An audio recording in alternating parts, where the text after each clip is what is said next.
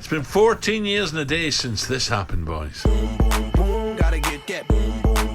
Ashley Young then to pop it in. Peru. And Agbonlahor has scored. And he may well have snatched victory in the second City derby for Aston Villa. Oh, his eyes lit up there. That was our Gabby scoring the winner against Blues at St Andrews back in 2009. Ashley was also involved in the goal in the moment. Made quite an impression on one Villa fan, Jake Thomas, who I hear you bumped into a recent meet and greet last night. Yeah, Tuesday night. You showed me the tattoo. It's, we're celebrating. You're on my shoulders celebrating. I'm just looking after at that goal. Crikey. Is it nice? Yeah, it's decent on his calf. Decent tattoo, yeah. Like But that was Calf's as good as Jack's. Who's that? This guy, he's obsessed with Jack. Stop it, you. No, but that was an important moment for the fans at that time as well, and for us as well. It was big to win the derby, but because we were trying to chase that top four, weren't we? Yes, it was 3 points were big as well. Yeah, they Not were dropping massive. points. They were massive, especially it's a derby, so of course we wanted the bragging rights, but the way we scored that goal and got that winner was just it was just fantastic. Like I say, we was chasing to get the top four at the time. Is that a bitter derby, Blues Villa? Very bitter. Yeah, I feel that I explained it yesterday on Tuesday night at that meet and greet, and on the way to the game. Is that why you had security with you? This guy, Actually, he's four security guys. I can't speak. Did you have security? Ignore him. Seriously, did you have security? Tell the truth. Did you have security? I did not have security. No. You liar. You're lying. Anyway, when you're on the coach to the game, you have that feeling of like this is a bit of derby, and even when you get changed to St Andrews, above you is like the Villa fans, the away fans. So you can hear them getting excited before the game. You go out and warm up. You're getting the usual abuse off the away fans, but you just know in that game, don't you, Aston? Like you can't lose it. It's impossible to lose that game. It's one of them games where you're playing it and you're like, you can't lose because you can't go out in the city after that because you've got Blues fans. You can't go out because you've got the Villa fans. You don't want to disappoint. You want to go out and win the game and like you say, have them bragging rights. And like then Gabby would go into town and spend some money in selfridges, so be like, we won a derby. So he's still like that. Of course he is. Yeah. It's funny though. We come back from one of the away games against Blues, and like you're coming into town, and like there's a roundabout, and on the right is like a Blues pub, and something hit the coach. That threw like a rock at the coach. The boys were under the table. The boys were like taking cover under the table. We were getting pelters from the Blues fans, weren't we? Yeah. That was always. We used to come out and we used to say, let's just wait a little while or get a police escort out. Yeah, there was no police escort out. And we just used to see the pub on the right and just be like, right, let's just wait for it. And then you hear dun, dun, dun, and then see Gabby underneath the tables. What about, you played in plenty derbies. What was the not the worst one, but the one that was really intense with the fans? Would it be in Italy? The Italian one was Milan really derby. intense. The Milan derby was, something I don't think I've ever experienced in a. But it's in weird. England. You're at the San Siro, aren't you? Yeah. Whereas Celtic Rangers, Ibrox, or Celtic Park, or Tottenham in the old days, White Hart Lane or Highbury. Yeah. But San Siro, I'd have thought maybe that takes a wee bit away from it, or not? It definitely didn't. You got the home, whichever the home team is, has 3 parts of the stadium, and obviously the away team has one side of the stadium, and just the derby itself, just driving up to the ground and just seeing the fans, some together, some not together, and then just the playing it. My first experience of playing it was we were actually losing 2-0 at half time, and when you're in a derby like that, it's not a good place to be. And I just remember Conte who coming had the in. home game? We were at home. Oh, were you? So the fans were not happy at all at half time, and I remember coming in at half time and everyone just saying, just relax, just be calm, because we were on top, although we were losing 2-0. And it was just go back out in the second half and just play the way that we had done. And then by the end of the game, we'd won 4-2. Wow. And it was, something you can't really describe, or the feeling of winning was just, it was amazing to see the fans the way they were, and like I said, you just felt like you was on cloud 9 after the game. Actually, how much difference is their preparations, training ground, the way they train? Because I would imagine Milan's beautiful. Yep. Got the lakes nearby and stuff. How different was it compared to like going to a Villa training ground or Manchester United? There was obviously difference there. Going to the training grounds. Everybody. There was a lot of cups of coffee out there. As you can tell, they drink coffee non-stop. But it's the difference. It's football. There was a hotel that was at the training ground, and when we played away games, we'd tend to come back and stay at the training ground, and then obviously do the recovery the next day.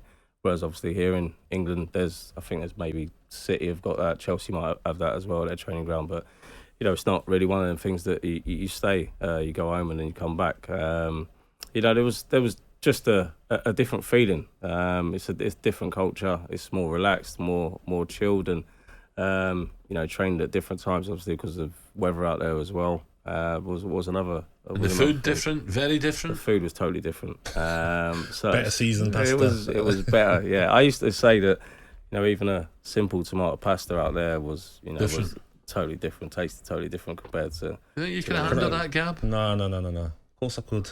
Lake Como on the weekend. I'm not sure Happy he could. days. There's no Nando's out there, so he'd be struggling. Gab, I'm not sure your diet's right, Gab. You can talk. I don't eat a lot. Beer's yours, isn't it? Yeah. Your beer diet. I'll just ask you a quick one, Ash, because you won many trophies in your career so far. Winning the Premier League at Manchester United, but winning the Scudetto, what was that like? Because Juventus had been so dominant, and then to go there with Conte and winning, what was that like? That was a feeling of, going out there. I knew what the club was looking to do. I knew where they were heading. When I first got out there, I moved in January for that first part of the season for 6 months, and I think we lost the title by 1 point. But you could tell losing it by 1 point, it was it was one of them things where it was like, right, going into the next season, this is going to be the season where we can bring it back. Inter hadn't won it for 10 years. Wow. So to be part of that team, part of that squad, I said the only unfortunate part about it was COVID at that time. Oh. So I moved in the January, and then in the March it was COVID, but. And it was bad out there as well. Yeah, wasn't it was really bad out there for God knows how long. It was terrible. But when you're out there and you're involved in the season, and you're getting towards the end of the season, and the fans are, they weren't supposed to be about, but they was about on the streets and stuff like that. You had a sense of feeling that something special was about to happen, and I think we played away. I think we actually played on the Saturday. Actually had the day off on the Sunday, but flying back, the dressing room was, it was bouncing, it was singing, it was dancing, and the manager turned around and said that we got to wait till it's actually confirmed.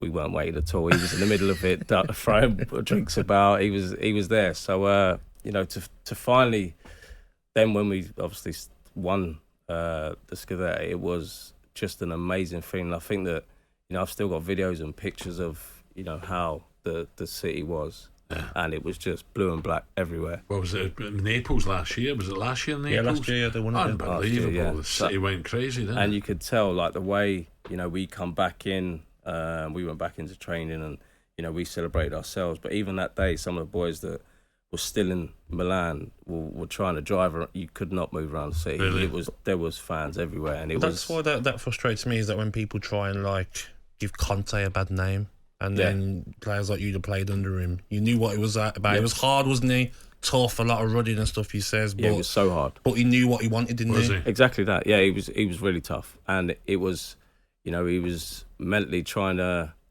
make sure people wanted to stay with him and wanted to work, and he found out players that wanted to be there, that could deal with it. But I've always said that everywhere he's been, he's won trophies. So he's got to have something special. He's got something special to get the best out of all the players. Not too negative. at times there will be people saying that he was too negative. But for us, we won the Scudetto after 10 years of not winning it.